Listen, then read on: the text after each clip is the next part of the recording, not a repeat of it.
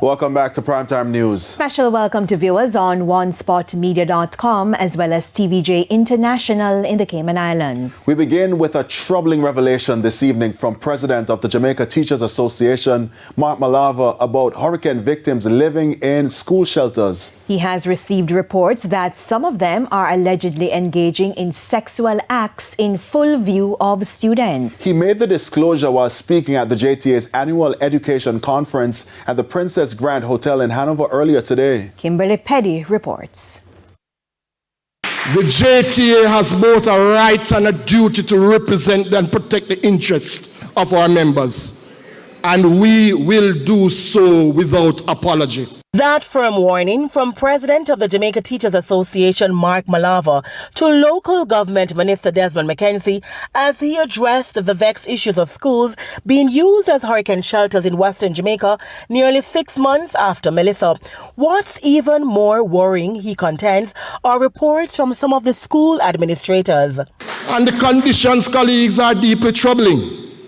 Reports of shelterees engaging in sexual activity within the clear view of students is something that everyone should be outraged about. He went further. Reports of teachers' resources going missing.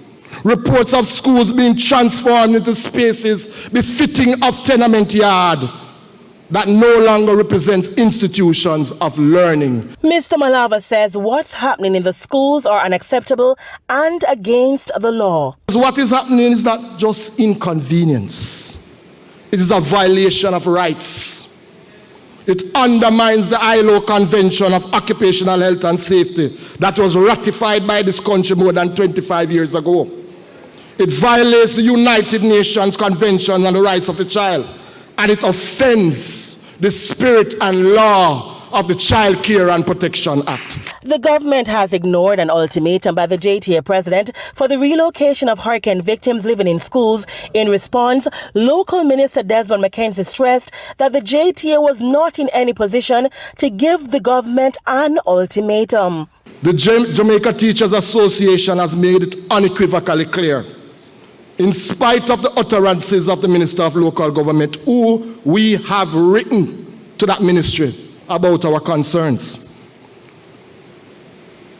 And in spite of his claim that the JTA has no right to be issuing ultimatum, we are not talking about garbage and garbage collection.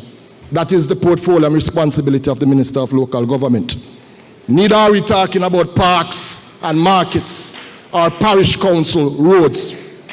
What we are talking about, colleagues, are the conditions of service of our members. In Westmoreland, up till last week, hurricane victims were still occupying the Godfrey Stewart High School, while there are close to 42 persons still being housed at the Pitchersfield High School.